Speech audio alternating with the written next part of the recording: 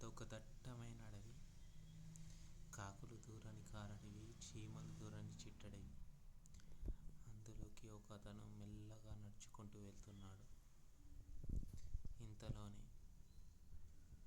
అనుకుంటూ జరిగే suspense movies ఎన్నో చూసాం కదా, కానీ అనుకోకుండా నేను పెద్ద మూవీ చూడడం జరిగింది.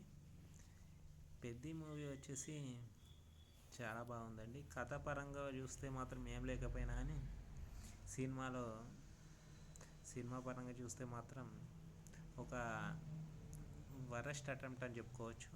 రామ్ చరణ్ దగ్గర నుంచి ఆయన మళ్ళీ అదే పాత ధోరణిలో వీడియోస్ మన సినిమాలు చేస్తున్నాడా అని చెప్పుకోవచ్చు. ఎలా అంటే ఇంతకుముందు రచ్చ సినిమా బ్రూస్లీ ఎలా చేశాడో అలాంటి హిట్ దర్శకులతో ఆయన సినిమా చేస్తాడా అన్న ఫీలింగ్ అనేది ఈ సినిమాతో మళ్ళీ కలిగింది. ఈ సినిమాలో రివ్యూకి వెళ్తే ఈ సినిమాలో స్టార్టింగ్ సీన్లో పెద్ది గురించి అలా, పెద్ది గురించి ఇలా అని చెప్తారు. జూనియర్ ఎన్టీఆర్ సినిమాలో ఉసరవెల్లిలో ఎలా చెప్పినట్టు అర్థం కాదు. సినిమా చూస్తే ఎవరికి అర్థం కాదు, ఏంటి ఇది ఇలా అయిపోయింది, సినిమా ఇలా ఉంది ఏంటి, దీన్ని కూడా సినిమా అంటారా అనేది అర్థం కాదు. హీరో తన ఊరి కోసం ఏదో ఒకటి చేయడం కరెక్టే. ఇలాంటి టెంప్లెటర్స్ అసలు క్రియేట్ చేసినందుకు మనం మహేష్ బాబు గారిని అనాలి. సేవియర్ ఒక ఊరిని సేవ్ చేయాలన్న పంతంతో ఉంటాడు మన మహేష్ బాబు అయితే. ఇప్పుడైతే రాజమౌళి చేతిలో పడ్డాడు కాబట్టి ఎట్లా కొడతాడు అనుకోండి. ఏమైపోయిందనంటే ఈ సినిమా స్టార్టింగే మంచి షార్ట్స్తో ఓపెన్ అవుతుంది. నేను హీరో ఎంట్రీ కన్నా కానీ హీరోయిన్ ఎంట్రీ కోసం బాగా ఫీల్ అయ్యాను. హీరో ఎంట్రీ మామూలుగానే ఉంటుంది. హీరోయిన్ ఎంట్రీ మాత్రం ఉల్లు సిరీస్లో హీరోయిన్ ఎలా ఉంటుందో అలా ఉన్నది ఈ సినిమాలో. తర్వాత వచ్చేసి మనకి జగపతి బాబు గారు యొక్క యాక్టింగ్ అనేది వాడుకోలేదని చెప్పాలి. కానీ ట్రాన్స్ఫర్మేషన్ ఆఫ్ ద బాడీ మాత్రం చాలా బాగుంది. ముఖ్యంగా ఏఆర్ రెహమాన్ గారు ఈ సినిమాకి మ్యూజిక్ ఇవ్వకపోయి ఉంటే, ఒకవేళ మన డిఎస్పి గారు కానీ మన డప్పుల తమన్ గారు కానీ కొట్టుంటే మాత్రం సినిమా అట్టర్ ఫ్లాప్గా మిగిలేదు. ఈ మాత్రం కూడా జనాలు వచ్చేవాళ్ళు కాదు ఈ సినిమాకి. సినిమాలో బాగున్న అంశాలు ఏంటంటే అతను ఎలా క్రికెట్ ఆడతాడు, ఎలా చేస్తాడు, ఎలా కుస్తీ చేస్తాడు అనేటివి మాత్రమే బాగున్నాయి. అంటే పార్ట్స్ అనేటివి ఒక 3-4 పార్ట్స్ అనేటివి బాగున్నాయి. అంతే తప్పితే సినిమాలో చెప్పుకోవడానికి ఏం లేదు. రామ్ చరణ్ గారు తన పాత్రకు తగ్గట్టు చాలా బాగా యాక్టింగ్ చేశారు.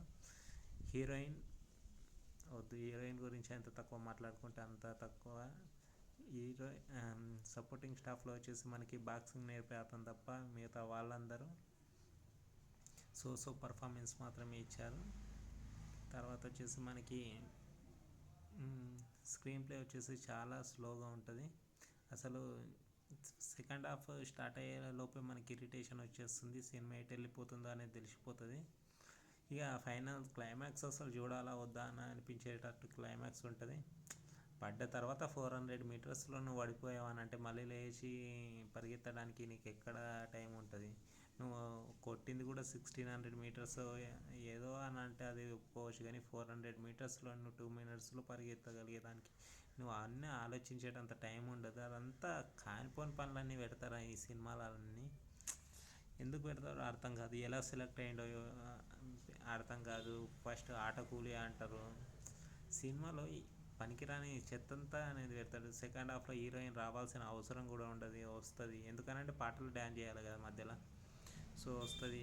ఏం లేదు సినిమాలో చెప్పుకోవాలంటే లిటిల్ బిట్ ఆఫ్ మనకి ఉప్పెన సినిమాలో మనకి హీరోకి కోసేసారు కాబట్టి ఇక్కడ ఏదో ఒకటి తీసేయాలి కాబట్టి మనకి రామ్ చరణ్ గారు కాల్ తీసేసిండ్రు. ఏం లేదండి సినిమాలో చెప్పాలంటే ఇంటర్వెల్ వరకే కూర్చోగలిగితే ఎక్కువ. టికెట్ బొక్క అంటే పాప్కార్న్ తీసుకున్న ఆ పాప్కార్న్ కూడా బొక్క అన్నట్టు చెప్పుకోవచ్చు. కానీ ఒకవేళ మీరు అప్రిషియేషన్ చేయాలని అంటే ఓన్లీ రామ్ చరణ్ గారి యొక్క యాక్టింగ్ స్కిల్స్కి మాత్రమే అప్రిషియేషన్ వస్తుంది ఈ సినిమాకి. ఎందుకంటే బాడీ ట్రాన్స్ఫర్మేషన్ అంత ఈజీ కాదు సినిమాలో. సో మనకి సీజీలో చూపెట్టినట్టు కాలు కూడా లేకుండా చూపెట్టడం అంత ఈజీ కాదు. కానీ ఇప్పుడు ఉన్న టెక్నాలజీకి ఈ బ్రాండ్ ఆఫ్ గేమ్ చేంజర్తో పోలిస్తే చాలా బెటర్ అని చెప్పుకోవచ్చు. గేమ్ చేంజర్ మూవీతో పోలిస్తే చాలా బెటర్ అని చెప్పుకోవచ్చు.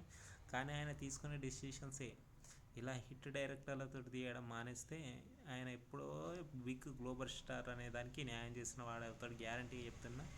చాలా పొటెన్షియల్ ఉన్న వ్యక్తి చాలా మంచి actor, guarantee next big star అయ్యే ఛాన్స్ అనేది చాలా మంచిగా ఉంది. సో అలాంటి అవకాశాన్ని అనేటి ఇలాంటి సినిమాలు తీసేసి పొడగొట్టుకుంటున్నాడు అని చెప్పుకోవచ్చు.